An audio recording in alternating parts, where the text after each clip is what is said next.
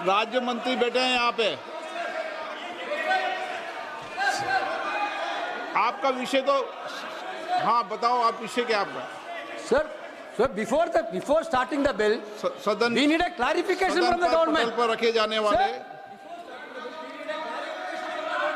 सदन पर पटल पर रखे जाने वाले पत्र, आइटम नंबर 2 श्री जितिन प्रसाद।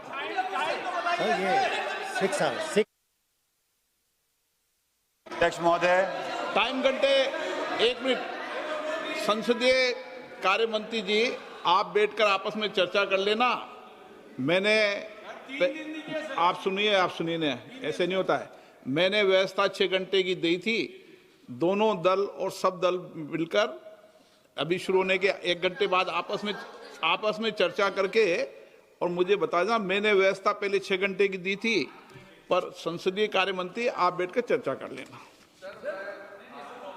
एक मिनट वेणु जी, 1 मिनट। वेणु जी, 1 मिनट। मैं बताता हूं सर। आप आपस में आपने घोषणा किया कि इस विधायक पे 6 घंटे का आप टाइम देना चाहते हैं। फिर भी आप सदन के नेता सब मिलकर के बात कीजिए। आपने वहां से एक निर्देशन दिया था।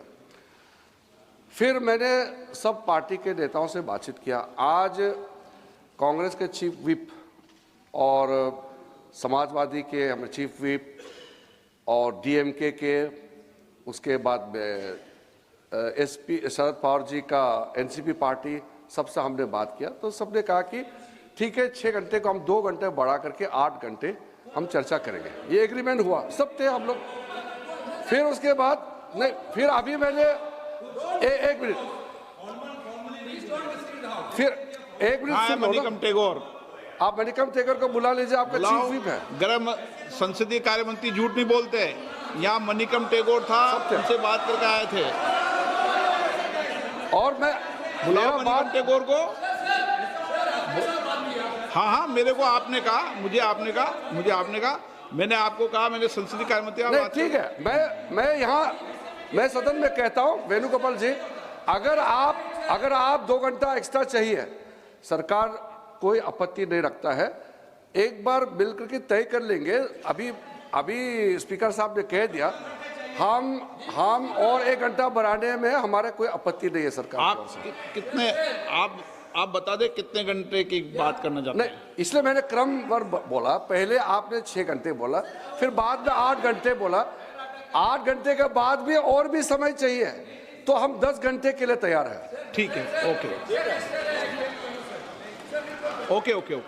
ठीक है। चलिए, प्लीज बैठ जाइए। अब व्यवस्था जम गई। जब बीएससी नहीं होती तो सदन का सेंस लिया जाता है, इसलिए सदन का सेंस बन गया है। ठीक है, आगे बढ़ें। सभा पटल पर रखे जाने वाले पत्र, आइटम नंबर 2 जितिन प्रसाद जी। अध्यक्ष महोदय, मैं आपकी अनुमति से आज की संशोधित कार्यसूची में क्रम संख्या 2 पर मेरे नाम के समक्ष उल्लेखित पत्रों को सदन के पटल पर रखता हूं। Item number 3 Shri Ramnath Thakur. मैं अध्यक्ष महोदय, मैं आपकी अनुमति से आज की पुनरीक्षित कार्यसूची में क्रम संख्या 3 पर अपने नाम के समक्ष दर्ज पत्र सभा पटल पर रखता हूं। Item number 4 Shri Nityanand Rai.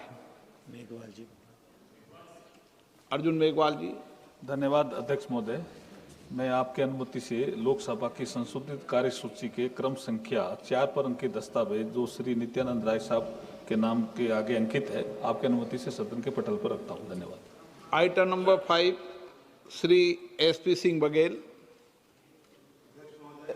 मैं आपकी अनुमति से आज की लोकसभा की संशोधित कार्यसूची में क्रम संख्या 5 पर मेरे नाम के आगे उल्लिखित पत्र सदन के पटल पर रखता हूं।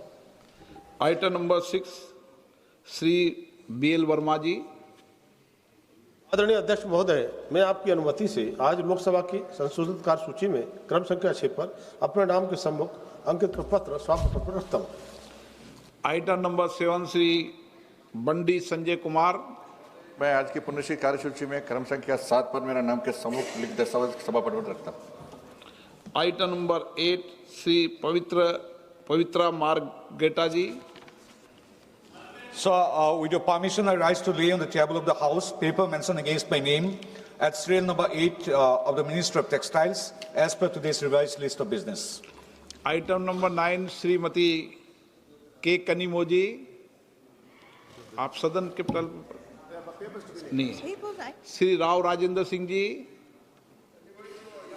चलिए कोई बात नहीं, हो जाता है। आइटम नंबर 10 सर, मैं आप रखना चाहते हैं? अच्छा रख, राव साहब रख दें। आदरणीय अध्यक्ष राव साहब रख दें, कोई बात नहीं। आदरणीय अध्यक्ष महोदय, मैं आज की कार्यसूची में अपने नाम के समक्ष यथा सूचीबद्ध उपभोक्ता मामले, खाद्य और सार्वजनिक वितरण संबंधी स्थायी समिति के 17वें और 18वें प्रतिवेदन की एक प्रति हिंदी तथा अंग्रेजी संस्करण प्रस्तुत करता हूं। Item number 10 Shri Jitin Prasada ji. Respected sir, with your kind permission, I make a statement regarding the status of implementation of the recommendations contained in the 195th report of the Standing Committee on Commerce on demand for grants 26-27, demand number 10, pertaining to the Department of Commerce, Ministry of Commerce and Industry. Item number 11 Shri Ramnath Thakur ji. माननीय अध्यक्ष जी महोदय, मैं आपकी अनुमति से आज की कार्यसूची क्रम संख्या 11(1) में वर्णित कृषि एवं किसान कल्याण विभाग, कृषि एवं कल्याण मंत्रालय के लिए कृषि पशुपालन और खाद्य प्रसंस्करण मांग अनुदान मांग संख्या 1 की अस्थायी समिति 7वीं रिपोर्ट में निहित सिफारिशों के कार्यान्वयन की स्थिति के संबंध में एक सदन के पटल पर रखता हूं। Item number 12 Shrimati Anupriya Patel.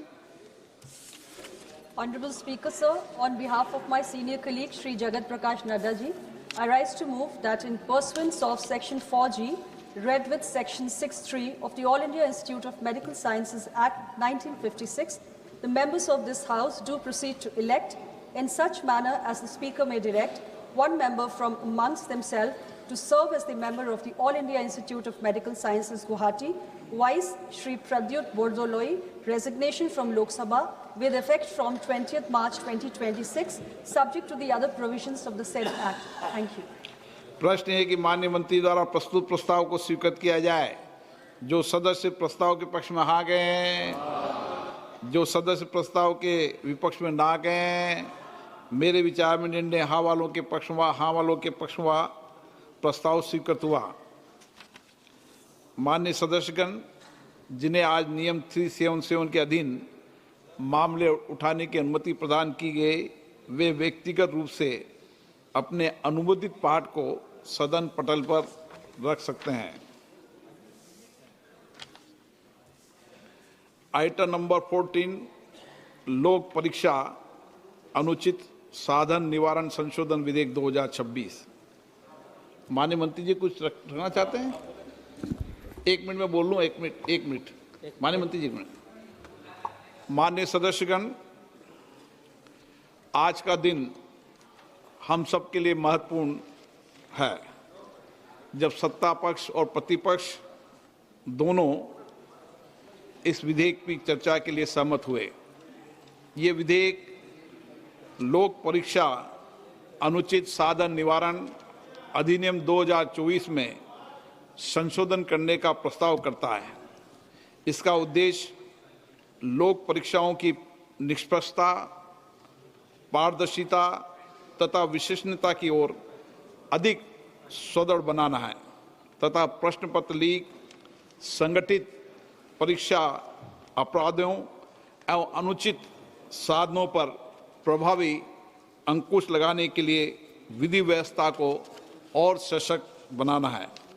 परीक्षा प्रणाली की विश्वसनीयता और पारदर्शिता राष्ट्र हित का महत्वपूर्ण विषय है।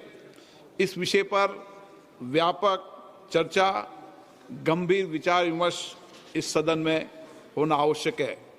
पूरा देश चाहता है कि सभी मान्य सदस्य इस विषय पर सार्थक विचार विमर्श करें, अपने अनुभव साझा करें, अपने विचार रखें और रचनात्मक सुझाव रखें ताकि हम एक बेहतर कानून बना सकें। कानून जितना बेहतर होगा, मेरा मानना है परीक्षा प्रणाली के अंदर विश्वसनीयता और प्रामाणिकता भी हम सुनिश्चित कर पाएंगे। इसलिए मेरा सभी माननीय सदस्यों से आग्रह है कि हम इस चर्चा को सकारात्मक रूप से संसदीय परंपराओं, नियमों और मर्यादाओं के अनुरूप रखें, ताकि एक अच्छा सकारात्मक देश हमारे देश के युवा विद्यार्थियों के बीच में जाए। माननीय मंत्री महोदय,